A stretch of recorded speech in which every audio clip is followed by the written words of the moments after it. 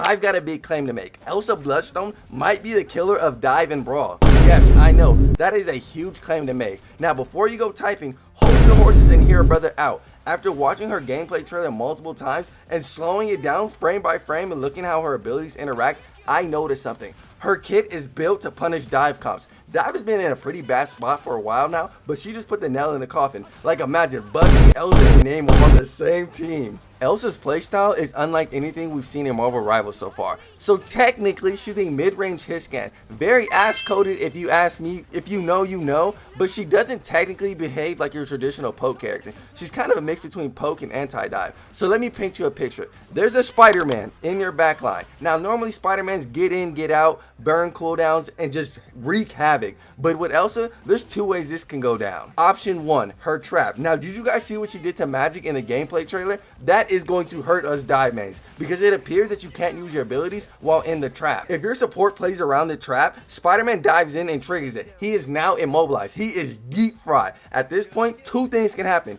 Your supports collapse in on him and delete him, or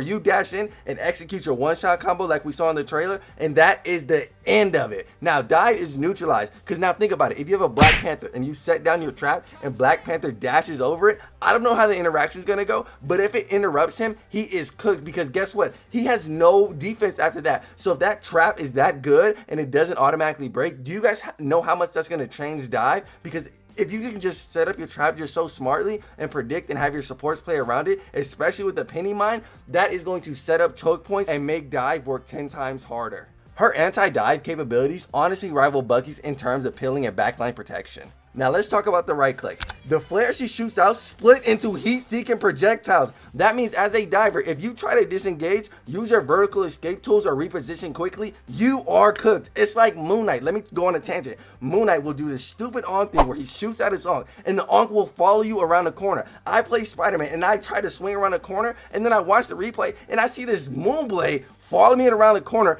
and fry me. You guys know how infuriating that is? Marvel Rivals is known to make these gimmicky characters. It's quite dumb. However, before I get mad and raise my blood pressure, I'm gonna move on to my next point. This is especially scary for us mobile heroes because it doesn't just purely rely on tracking, it relies on proximity. Now dive characters have to worry about traps, burst combos, lock on pressure. That's 3 levels of anti-dive. Oh my goodness. Now here's something that people just aren't talking about enough. She gains 40 bonus health every time she dashes. That means every engagement has built-in sustain. She's a duelist that gets overshield with a click of a button. She is just Bucky 2.0. In the mid to close range fights, that makes her incredibly hard to punish. Now combine that with a cooldown that resets from her passive, she is a giga buff Bucky. That makes her the perfect dive killer. I just want to thank y'all so much for the recent support. Y'all have got me 100 subscribers in like the last 10 days. So make sure you hit that subscribe button. Holy smokes. Okay, I predict Elsa will have 2 main playstyles. One, the Ashe S1, where she's very disciplined, controls angles, uses traps defensively, and builds her passive instinct safely. Very structured, very safe, very demure. Now, I don't have a name for this next playstyle. It's basically a flanking Elsa or like a TikTok kid, get your clip type of playstyle. I think people are going to hate it the most and find it cringe. So first, you're going to find the most ratty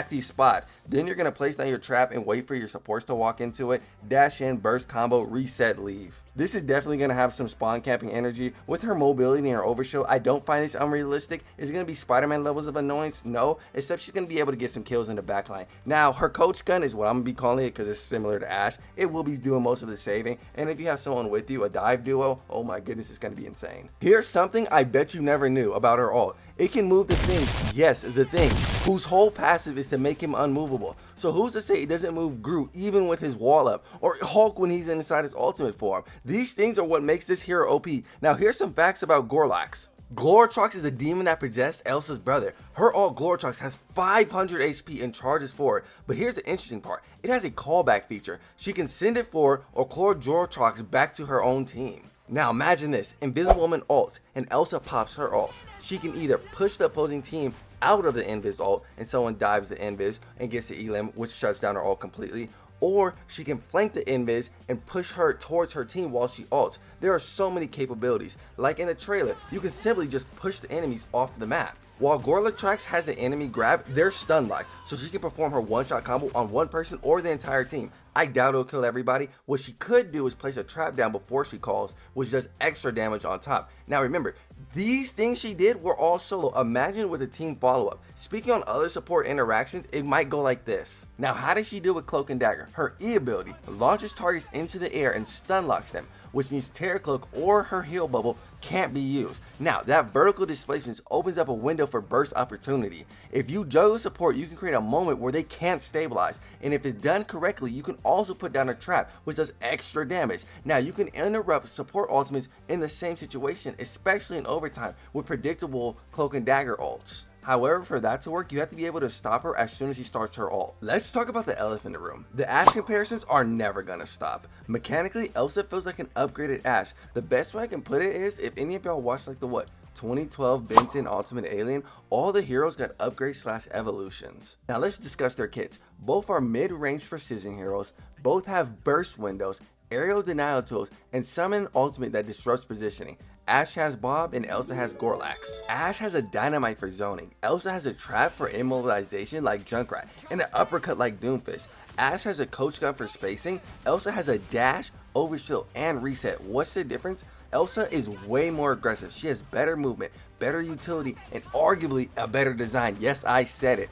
Ashe is a pure poke hero. Elsa doesn't just poke, she does that and more. Now let's talk about her weaknesses. For all the anti-dive hype, she absolutely has flaws, and smart players will exploit them. Now, she's very cooldown dependent. She has a trap setup, knock-up combo, dash, overshield, and ultimate displacement. Now what if some of those abilities are down? She just is a mid-range hero with a rifle. No traps means dive walks freely. No dash means she is easily punishable. No knockup, she's harder to secure kills because her burst potential is lower. Dive players can bait these cooldowns.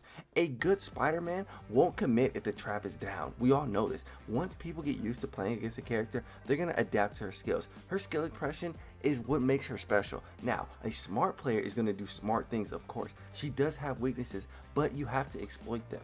Her ultimate absolutely has counterplay. Her ult sounds insane on paper, but let's consider it. It has 500 HP, it can be focused down, it requires positioning, and it requires timing. And what do you do against a flyer comp? If the enemy team deletes it instantly, she loses that big displacement tool. If she mispositions while recalling it, she could pull the enemies to her own team at the wrong time. High risk, but high reward. Do you guys think that she will be the dive killer that I think she's going to be? If not, leave a comment below. And also, please do not insta-lock her on day 1 in comp. Now, if you guys have enjoyed this video, make sure you guys hit that subscribe button. Peace out.